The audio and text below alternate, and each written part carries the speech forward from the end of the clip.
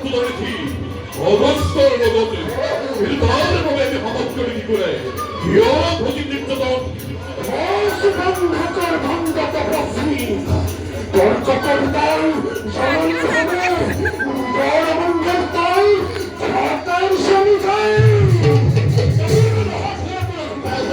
অতি হচ্ছে রায় বন্ধকর রাজ্য সমিচ্ছিত জানি ধরে